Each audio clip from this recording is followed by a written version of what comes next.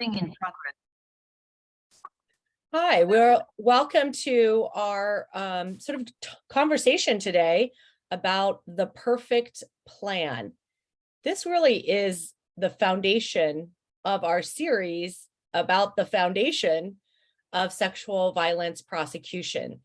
And it's taking that idea of the offender focus into real clarity of what is that perfect plan that sexual offenders have when they commit these crimes. So this conversation is part of AEquitas's work. We are federally funded to be innovative and informed and hopefully provide you guys with practical strategies of how to improve the work and the really challenging work that you're doing. So we do that in a lot of ways, like resources, and this is a recorded resource on our website, but we also have training events, and we're available to do one-on-one consultations. And I think that's probably my favorite thing to do in this work, along with some of those really specific partnerships and initiatives we're involved with. So I invite you to follow us on social media, check out our website, make sure that you're taking advantage of all the resources that are provided to you thanks to the support of the Department of Justice's Office on Violence Against Women. It's their support that allows us to do this work. Because we're always trying to make sure we give you the best and latest information, we do that and share that information under the Fair Use Doctrine. So let's get started. I'm here with my colleague, Jonathan Kurland, and I've asked him to kind of engage in this conversation about the perfect plan. And that's really how I like to view a lot of the sexual assault cases when I was prosecuting. It was helpful for me to have this framework to look at the offender and focus myself on the offender. So how do we develop that theme? How do we identify and collect evidence that's going to demonstrate to the jury this predatory behavior that might not look super obvious, and then recreating the reality of the crime at trial. So I want to get into it. First off, welcome, Jonathan. I really appreciate you being here today. Why don't you tell the folks a little bit about yourself? Sure. Thank you, Jane, and thank you for the introduction. And it's great to be here with everyone. My name is Jonathan Kurland. I'm an attorney advisor with AEquitas for the last 5 years. But like most of the other, I think all of the other attorney advisors for AEquitas, I come from from prosecution, in the field of prosecution. Personally, where I prosecuted cases was in Berks County, Pennsylvania, known for the city of Reading. I was there for about 17 years, and I supervised and personally prosecuted cases involving intimate partner violence, sexual violence, stalking, homicide, and things of that nature. And it's been a wonderful transition to take that, what was really a vocation for me, and take it forward and work with AEquitas and get to work with great people like Jane too. Yes. And I might slip and call you Kurland because we have 2 Johns at AEquitas. So I was trying to get my brain around that. And the other thing, talking about wrapping our brain around something, is I wanted you to describe what we're seeing on the screen here, which is described as the perfect plan and these 3 pieces of it. What does this mean? What are we looking at here? Sure, and folks might conceptualize it a little bit differently, but how I always think of it is this is the counter to the stereotype to the idea that sexual offenders, when they commit this crime, that it's a spontaneous event, that it's a one and done thing, that it's just something out of character for the offender. And we hear that like it's a crime of opportunity or something. It's a crime of opportunity. Someone just got carried away by their passion, that they couldn't control themselves, or things like that, or that a lot of times you might hear defense framing it as, heck, not just the defense, people in the public might perceive sexual violence as just bad sex or regretted sex or sex gone wrong. The perfect plan is sort of an antidote to that kind of thinking, in that, in my mind, it's asking us to really look more deeply and not minimize what these offenders are doing. And when I say not minimizing, The idea that when someone commits a crime as serious as sexual violence, rape, sexual assault, something of that nature, there's a certain amount of will necessary to do that. And the will necessary to do that is going to coincide with some idea of that offender trying to identify a way about how they can accomplish that crime and how they can get away with this crime. And this is the idea of how the offender is going to be breaking down how they can perpetrate their crime in a way which allows them to complete it and not get caught, because no offender wants to get caught. Just like the sort of traditional idea, you don't see many burglaries occur for police stations in daylight because burglars don't want to get caught. Many sex offenders are going to perpetrate their crime in a manner so that they're not going to get caught, or at least they believe they don't want to get caught. So how do they do that? Well, they have to pick their victims, and they have to pick their victims in a way that in the offender's mind is hopefully going to help them escape accountability. And how do they sort of identify these victims? Well, one, the offender is going to need access to the victim. And accessibility, it's going to be a case-specific thing, but an offender is going to be where potential victims are, whether that's victims who are vulnerable, victims who can't report, or things like that. And what I like about it, it's set up as a Venn diagram, because these sort of ways in which maybe an offender profiles a victim, they're overlapping and complementary, they dovetail one another. A vulnerability of a victim, whatever that, whether it's a perceived vulnerability or a vulnerability at least perceived by the offender, maybe that's going to be intoxication on the part of the victim. Maybe that's going to be inexperience of the victim because of youth or a mental disability or physical disability, some kind of vulnerability that's going to make that victim more accessible to that offender. Maybe it's going to be someone from a marginalized community, which is overlapping with this other area.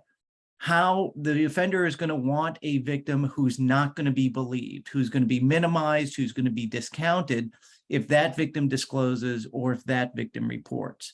And that perceived lack of credibility, it can certainly be overlapping with the vulnerability an offender perceives in a victim. Maybe our victim is going to be a sex worker, victim's going to be marginalized, victim's going to be young, or maybe there's just some sort of like gendered stereotype that's going to be playing into this offender's idea of how can I complete this crime and how can I get away with it?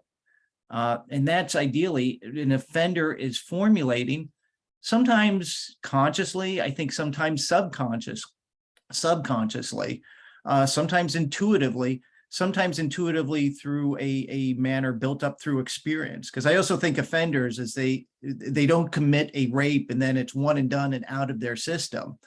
Offenders are always looking to perpetrate. And I sometimes an analogy I use is if for people who like video games, offenders are looking to level up.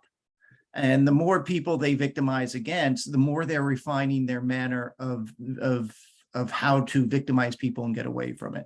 Sometimes it might make an offender overconfident and that they get careless and they might be caught, or they find that one victim that discloses and ideally is listened to as well.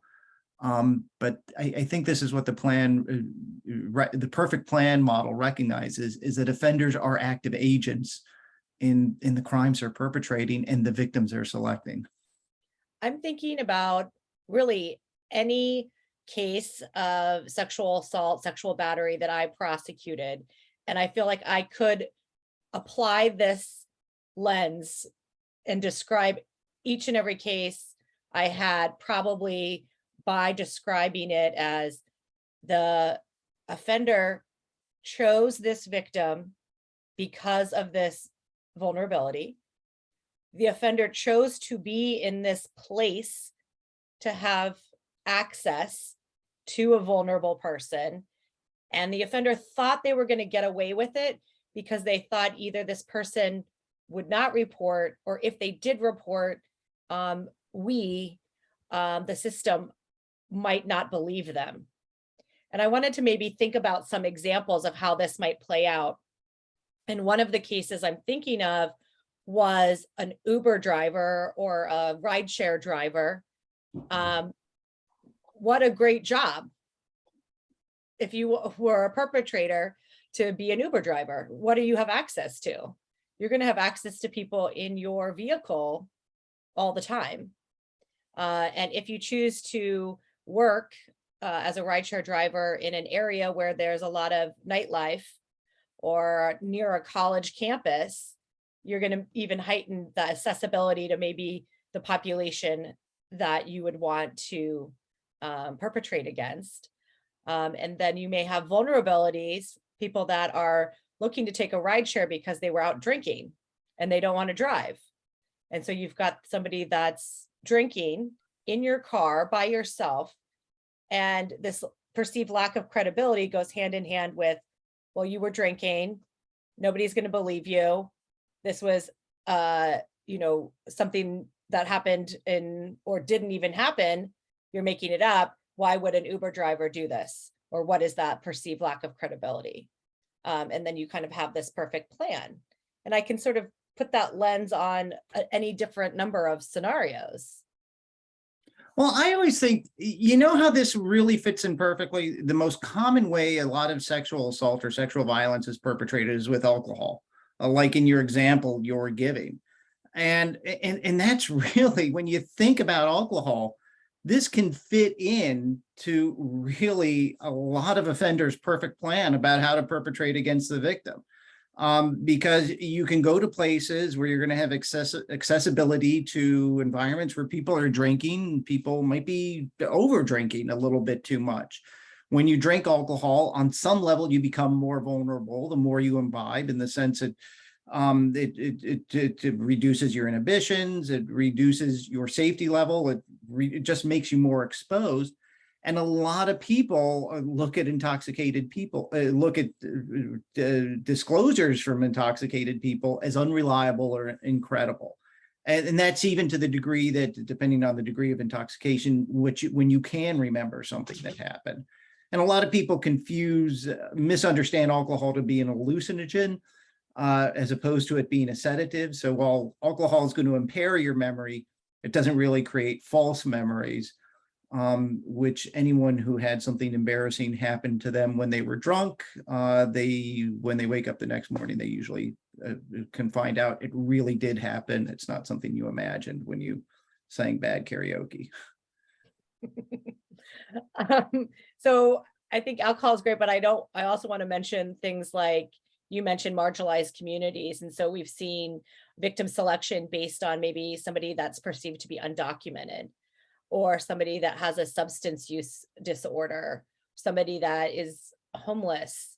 All of these can be vulnerabilities. And some of the work that I've been doing recently has involved predators that are making themselves have access to like drug rehab facilities or halfway houses. So the population that they have accessible to them is innately vulnerable due to the substance use. And then again, built into that would be this person may not report to the police for lots of reasons. And if they did report, there may be this perception of a lack of credibility. So lots of different ways this kind of plays out. And I think if, as a prosecutor, it's a really great tool to look at when you are first getting these cases and trying to develop maybe your theme or your theory of the case. How are you going to explain this to the jury? This would be a great kind of way to even talk to a jury about your case. Well, Jane, that's such a great point. And something beyond just some theoretical model for understanding it. This is a tool, and this is a great tool for prosecutors too, and a great tool for investigators, that when you get this investigation, when you're making this charging decision, when you're thinking about what evidence you want to be looking for in a case, what evidence you want to highlight to the jury, how you want to highlight that evidence, this is a really great tool to help communicate who the offender is and how the offender did this crime. By almost in some level, like taking these vulnerabilities about these victims, or maybe what might be misunderstood as victim problems or victim challenges, and sort of doing that. I mean, I'm not a martial arts person, but judo is where you take a weakness and turn it into a strength. But where you take the things that might be, you think of as challenges in your case, and flip them and show them through the lens of, hey, this is how the offender decided to complete this case or perpetrate this case or this crime. And that's a great way. And it's like, and like you were saying, almost any case you have on some level, sometimes less sophisticated, in a less sophisticated way, sometimes in a more sophisticated way, an offender figured out or identified on some level from their view how a victim was vulnerable, wouldn't be believed, and could be accessed. It could be isolated, wouldn't be around support, would be alone. Somehow an offender manipulated or exploited a circumstance such as that to complete their crime. And like we're talking about marginalized communities. I remember one time I was working with a victim who, an adult victim, had a mental disability, and the bus, she would practice for Special Olympics. And there was a person who transported her and the rest of the team to Special Olympics practice, and built up trust with her that way, a relationship that way, worked around a lot of people with disabilities, and then sexually assaulted her, this victim. But that was an offender following this model. He put himself in an environment where he'd have access to the victims. He identified a vulnerability, and the vulnerability, the mental disability, was something that he knew that when this victim disclosed, they wouldn't be believed, and that they wouldn't be believed when it happened. Yeah. So if this is the perfect plan, and I love how you say, levels of sophistication, because I don't want anyone hearing this and thinking we're talking about offenders that are, making lists and plotting this out months in advance. But there is this conscious, subconscious, some level of planning that's occurring. So how do you see like offenders actually carrying out this perfect plan? I think a lot of times I think offenders are figuring it out through trial and error.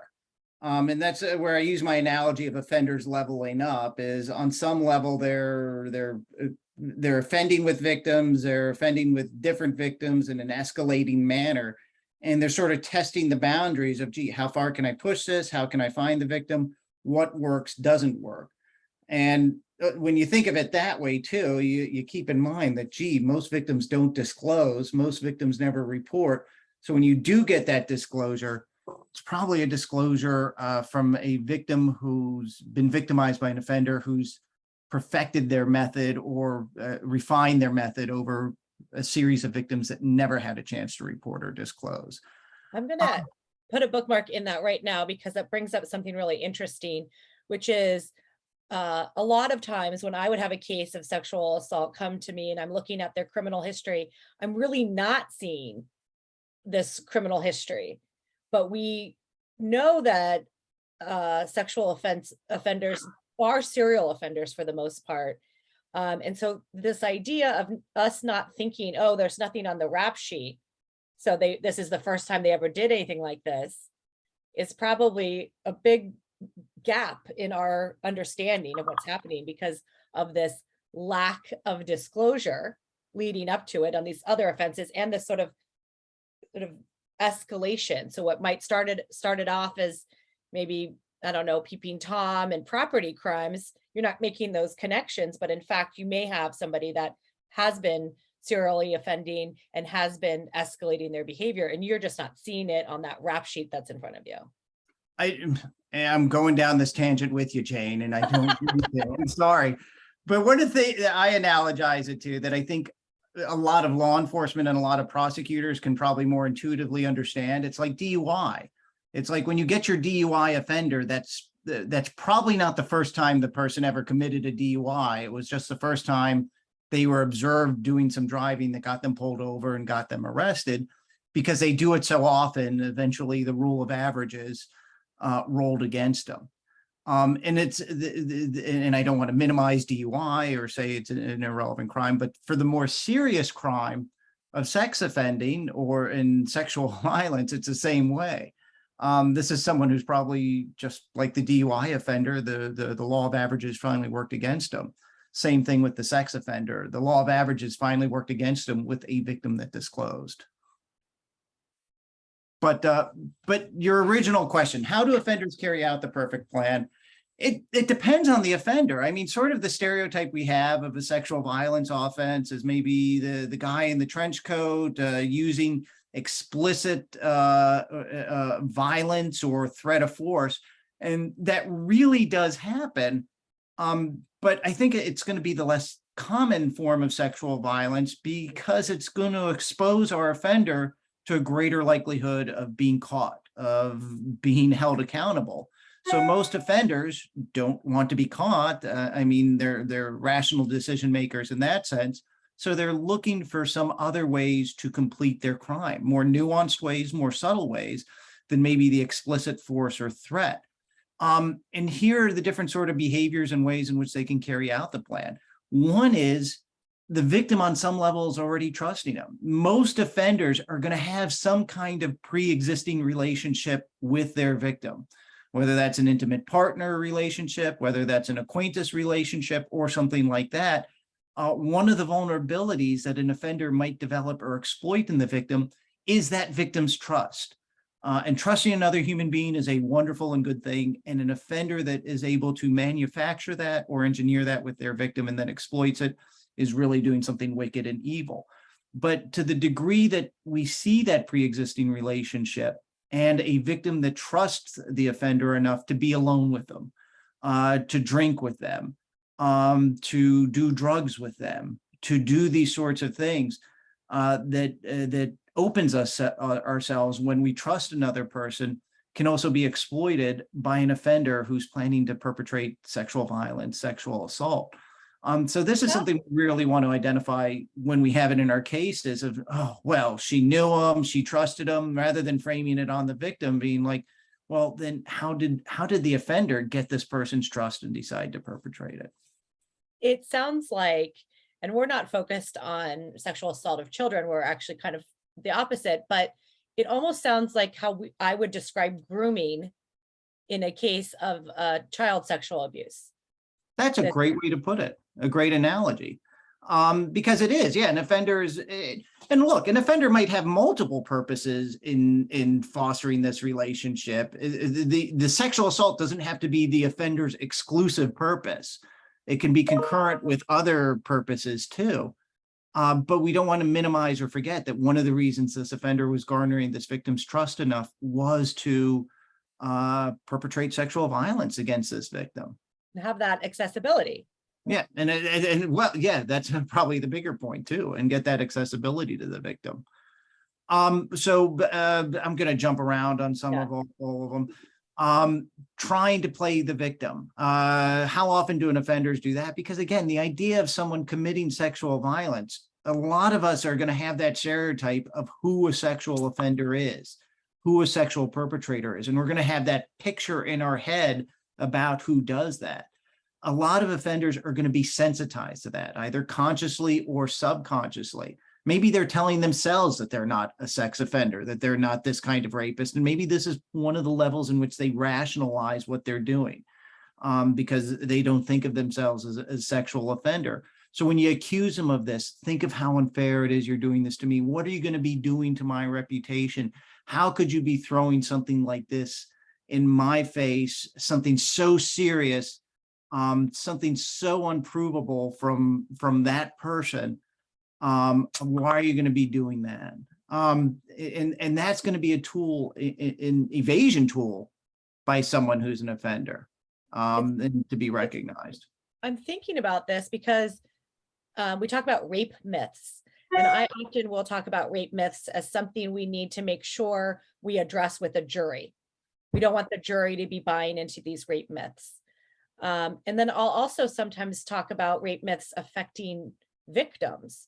So victims don't see themselves as victims of sexual assault if that assault wasn't some incredibly violent act and it was perpetrated through some of these less violent means. A victim may be saying, I'm not a sexual, I wasn't raped. This was something different. But I've never heard it from the way that you talked about it, which is that an offender can also use these rape myths to hide behind and say, I'm not that guy in the bushes. I didn't have a weapon. and they use these rape myths as well. Yeah, I think they do, either consciously or subconsciously. Absolutely. Yeah, how many offenders, I mean, have you been participated in the conviction of where they feel like they're the wrong party, or start telling the judge at sentencing about how unfair this happened to them, despite the evidence, despite what 12 people on the, or you were in Florida, so despite what 6 people on the jury said, but in other jurisdictions, what 12 people on the jury say. Yeah, and it's like that, rather than taking this as, oh gee, this is a good opportunity for inventory, it's sort of like, hey, I don't, it's sort of a mechanism where they won't admit, I'm not in their head, but maybe even to themselves what they were doing and what I see happened. a lot of the hiding behind the reputation and relationship. I had several cases where I feel like the offender interview included something like, why would I have to do that? I have access to women without having to use violence. I'm rich. I'm famous.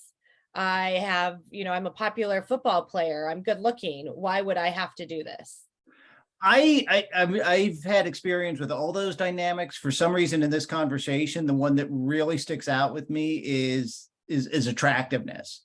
And of course, attractiveness is a subjective thing. I mean, beauty's in the eye of the beholder, blah, blah, blah, blah, blah.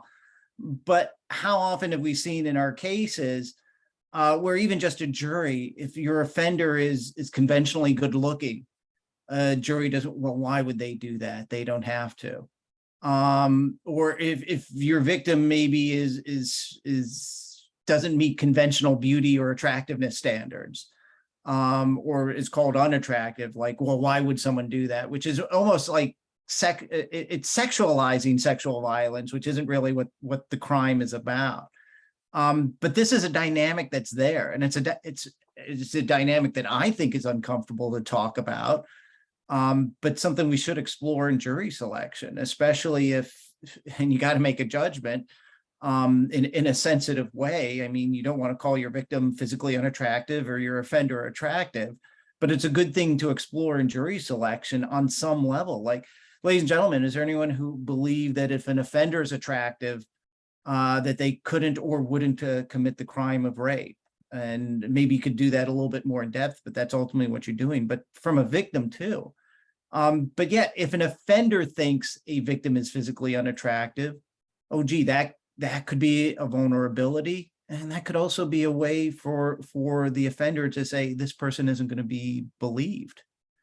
And when we talk, bringing it back to our perfect plan model here. Mm-hmm. Well, I'm thinking too, because you and I have both done some work on elder abuse and the sexual assault in elder abuse. This is a major challenge because people are still perceiving this crime as sexually motivated.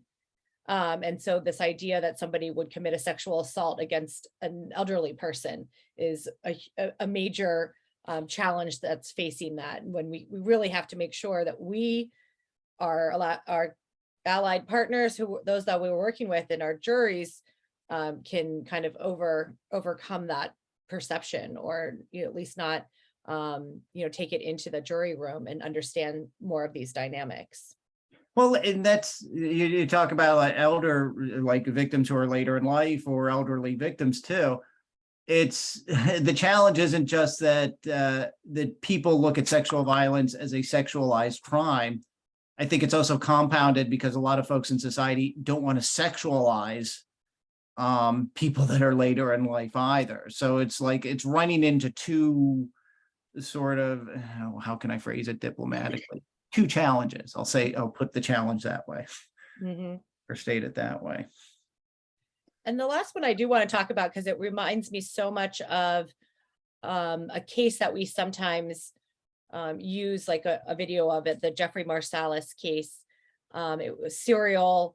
I think they used to call him the Match.com rapist, and dozens of victims. And one of the things that a victim discloses is that she woke up the next morning and she didn't really understand or know what had happened. And he was there cooking her pancakes and asking her when, their next date was going to be. And I think of that as almost the perfect exit plan. How better to like escape accountability than to almost gaslight this victim and make it so this victim would feel very uncomfortable to even suspect him or to confront him about what she believed had happened the night before, which was that she was raped by the use of some surreptitiously administered drugs. So this idea of like almost this exit plan, bookending this trusted relationship from the beginning and then playing back to that trust to make it so uncomfortable to even raise suspicion. Well, that's the idea too. As we're talking about it, what's coming to my mind is using likability as a weapon. And we phrase it up on top, but it sort of dovetails and overlaps with what you're talking about. Garnering trust is basically using likability as a weapon. If an offender makes themselves creepy and unlikable and violent and they sit there in jury trial looking unlikable, yeah, that's a lot easier case to prosecute. But again, not all sex offenders look like that or act like that. And the smarter sex offenders, the more devious sex offenders, sadly, the more successful sexual offenders are going to be using likability as a way to mask what they're doing and the way to access victims, to get the trust of victims, and also to make accusing them uncomfortable and something we don't want to do, because we want to think of our perpetrators of sexual violence not only acting like monsters, but on some level we want them to look like monsters. Mm-hmm. And that's not the reality, and that's also the it minimizes the pervasiveness of the crime. So I think we, John, you and I today have been really good at this offender focused mission of ours at AEquitas. We're always trying to tell people, kind of try to make sure you're keeping the narrative offender focused. You're keeping the spotlight on what the offender did, and try to minimize this, what we know defense will do, which is try to take the blame, put the blame and put the focus on the victim, whether it was because the victim was drinking or the victim was a sex worker or whatnot. And so we've been doing a really good job at this second part of our mission, this offender focused piece. But I wanted to touch a little bit before we go on about how being offender focused is in fact also a strategy to be victim centered. Well, that's it. We often, I think there are circumstances where victim centered and offender focused where they diverge, but so often these kinds of practices are complementary. Obviously, we want to avoid being victim focused. What did the victim do wrong? What are the problems the victim bring in? Victim centered sort of flips the victim focused approach and be like, how can we support the victim? How can we understand the victim? How can we be trauma informed? How can we make this really stressful experience of disclosing, of reporting, of participating in a prosecution? How can we do it in a way that minimizes, and I think it's going to be impossible to prevent trauma altogether, but how can we at least work to minimize what the further re-traumatization to this victim? How can we adapt ourselves to this victim rather than having expectations of the victims adapting themselves to us and the system? It's us being flexible for that victim's needs. Whether the victim is coming from a background where maybe there's some distrust of criminal justice agencies and entities, whether that victim has some physical or mental disabilities or cognitive disabilities that are going to harm their ability to participate or communicate what happened. How do we accommodate? How do we adapt to that victim? And the idea is, by being victim-centered, and sometimes the pushback against it from prosecutors I've heard is, hey, look, I'm not a social worker. I'm a trial warrior. I'm in the courtroom. I'm bringing in the evidence. I'm racking up my elements. I'm getting that sentence hit. And that's what my job as a prosecutor is, not to be a social worker. And okay, even if we sort of accept that framing, the self-interested motivation I would give to that person to be victim-centered is by sincerely and genuinely wanting to adapt ourselves to the victims, to accommodate victims. You're going to make it more likely, and not guarantee, but you're going to make it more likely that victim is going to be able to participate in a prosecution.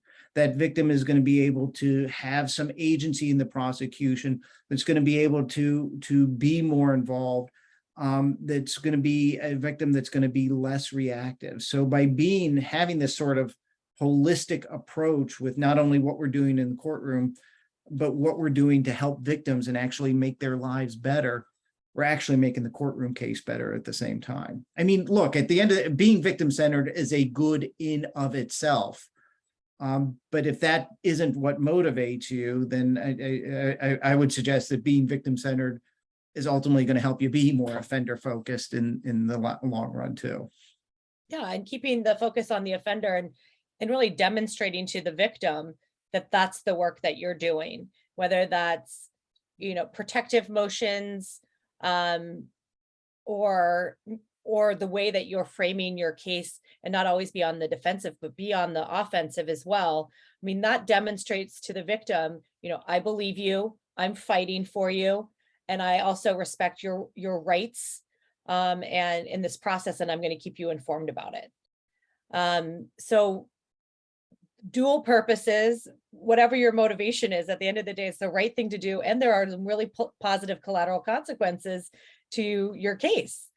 So that offender focus moving forward in your case, I think it is a challenge, because sometimes I do feel like we're on our heels and we're constantly trying to figure out, okay, what is the defense going to say about our victim? We have to be on the defensive.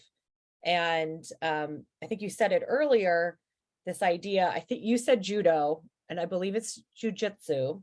Oh, Thanks to our wonderful. you're more martial than I am. No, it's because we have that forfeiture by wrongdoing resource called that's right. jujitsu, which stay tuned for another one of these conversations. I'm sure we'll delve into it. But this is really what we're talking about, right? Mm-hmm. Turning those perceived challenges. I remember as a prosecutor, I used to call them bad facts. I look back at that and I'm like, okay, well, there weren't really bad facts and good facts. They were just all facts. But I think, just being real, sometimes when we're looking at our cases, we're sort of looking at, okay, that's a really great fact. I'm going to highlight that one. How am I going to explain this? So we'll talk about them as challenges. So we have these challenges, and how do we reframe them and almost, hopefully with the power of jujitsu, turn them into strengths. Well, and the other analogy I'm thinking of is when you get lemons, you make lemonade. It's the same sort of principle as the jiu-jitsu principle, but gee, these your victim is maybe a sex worker, and that's how they're coming into the case. Well, well then why? How did the offender pick this victim? Why the offender want to pick someone who wouldn't be believed? How did the offender know to access this victim, to locate that victim? Who else was this offender going to select to get away with what they perpetrated against, other than someone is in the straits or dire straits of someone who is a sex worker? That would be one example. And rather than just, or even just this, we know how difficult and what a big decision that takes a lot of strength it is to come forward and disclose victimization of sexual violence. Most people never do. And to then say, this person who probably and rightfully might be afraid to have an interaction with the police, they still came and they disclosed. That's, to me, taking that challenge into like a strength of, hey, this is somebody that you might not expect to voluntarily engage with law enforcement because of the work that they do. And this happened, and this was so serious, and this is something that was such a violation of them, and that they did engage with law enforcement and they did go through this process. I think that can also demonstrate the true impact that this assault had on this individual. Yeah, absolutely. And that's really, on some level, that's kind of can be analogized to almost any victim that's coming forward. Who's going to be putting their life in under this kind of microscope of a criminal justice case, other than for the truth of what happened. And ultimately that it really isn't in the context of what we're arguing about in court. It's not reasonable for a lot of people to make a disclosure that didn't happen. And again, if we're asking juries to decide what's proven or not proven on reasonable doubt or beyond a reasonable doubt, then the kinds of attacks most defense arguments are making against a victim credibility, they're not reasonable, because no reasonable person is really going to do this.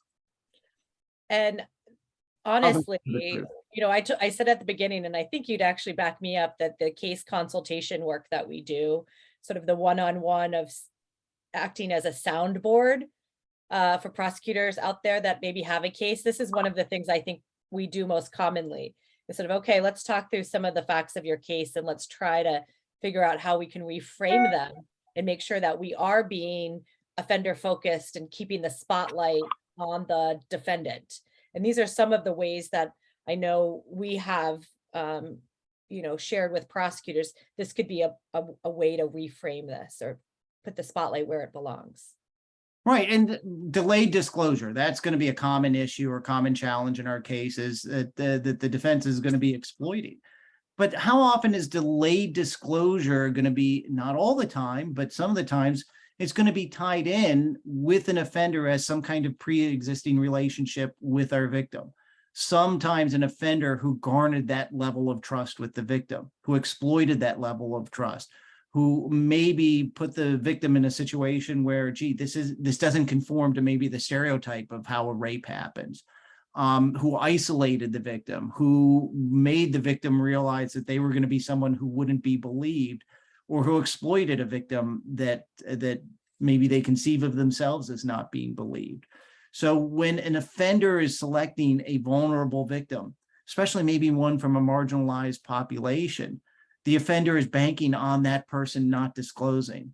And so a delayed disclosure isn't really unsurprising, because that ties into that offender's victim selection process. And that's going to be connecting with them. So same thing like with prior relationship. The idea, let's roll back to what we were talking about with the perfect plan. We start with at least an openness to the idea of, okay, we've got this disclosure. Let's look at our evidence and how did the offender plan it? How did the offender identify vulnerability? How did the offender identify accessibility? How did the defender calculate as this victim being perceived as less than credible? And the thing is, no victim is planning to be sexually assaulted. That's never on someone's list to do for the day, to be sexually assaulted. But this is something offenders are planning to do. And so that sort of awareness or surprise is something that an offender is going to be able to exploit, and a victim's not going to be able to sort of prepare or take precautions against. And so this idea of a prior relationship and sort of maybe a reframing that the victim is disclosing because they're bitter about a relationship gone bad or some other context such as that, this can be sort of jujitsu'd to be sort of like, this is something the offender knew was coming and the victim didn't. I like this one, this idea of he knew her, but she didn't know him, or he knew her, but he became a stranger to her at that moment. I love that as a possible theme to a case as well, because it kind of plays on the expectation of the offender being a stranger. Mm-hmm. So it's almost even flipping that script a little bit too, and using that and saying, no, he wasn't a stranger, but in that moment, he became a stranger to her. Yeah, or the idea the offender really hid who he really was from the victim. Yeah. And weaponizes that. So with voluntary intoxication, we hit on that is like, look, that's an easy way from an offender's perspective. That's low hanging fruit, even just as it is a challenge for us in the prosecution. But yeah, using some form of intoxication, voluntary intoxication, or an intoxicated victim, this is where I think most sex offenders are going to be living, and where most of them are going to be perpetrating. So yeah, it's great we get the less challenging cases, but if we're really worried about victim safety and community safety, this is where the great great majority of sexual offenders are perpetrating, what we've got to do if we want to promote victim safety and community safety. Yeah, and you could even say something like alcohol is the perfect weapon. Because think about that perfect plan, alcohol being the perfect weapon. You could just, I'm tying it together. I want to do a closing argument right now, Jonathan. Ready? Taking us back to our courtroom days, Jay. Okay, well, this has been a great conversation. This is the first of a series. We're going to dive into some of the things that we touched upon in the series. We're going to touch on a little bit deeper on alcohol facilitated sexual assault, on co-occurring crimes, on serial offending. So stay tuned. But as far as this conversation, I thank you for it. It was great. Is trying to figure out, how do we present evidence of that perfect plan? Let's make sure that we're working with our investigators, that we are framing it as such to our jury, that we're doing that jujitsu of turning perceived challenges to strengths. And I think a theme, sometimes it might seem contrite, but I think they're really powerful. If you can find an effective theme that then resonates through all of your trial presentation, through all of your evidence, and then back to the jury, where those 12 or 6 jurors will go back and look at the evidence, and they'll looking at through the theme that you've presented to them. That can be really helpful. Well, I think like any criminal case as a prosecutor, but especially sexual assault cases, sexual violence, you're developing a strategy where the defense is going to have to react to you rather than you reacting to what the defense is. And that's the great thing about an offender-focused theme is, hey, look, this is the narrative I'm creating. You try to respond to that rather than me trying to respond to you. And the more you're able to do that, I think the more successful prosecutions one can have. Yeah, great. So we're going to highlight a couple of additional resources that you can find on our website, including a publication by your very own Jonathan Kurland, another webinar by our colleague Patty Powers about overcoming the consent defense. And we have a model response to sexual violence for prosecutors.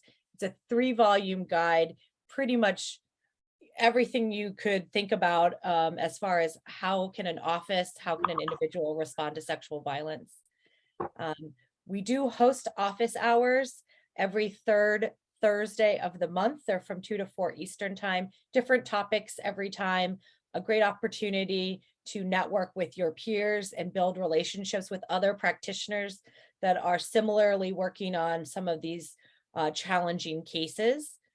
Always reach out to us. This is my information, Jane Anderson, obviously, and Jonathan. So thank you so much, Jonathan. If you want to have any closing remarks. No, I host office hours with our colleague Patty Powers, and I also like to frame it as, hey, it's ideally it's like that good lunchroom conversation you have with your fellow prosecutors, where you're just spitballing about cases, about brainstorming about them, except in the national arena. And this is why it can be such a great tool. So if you have a great practice in your office, you can come and brag about it. Or if you're looking for good practices, you can come and steal them from the other people that are there. So it's that's the ideal of it. But Jane, thank you so much for this conversation. And for folks that are watching and listening, thank you so much. And please reach out to us if there's anything we can ever do to assist you in your work. And thank you for the work that you do. Take care. Bye-bye.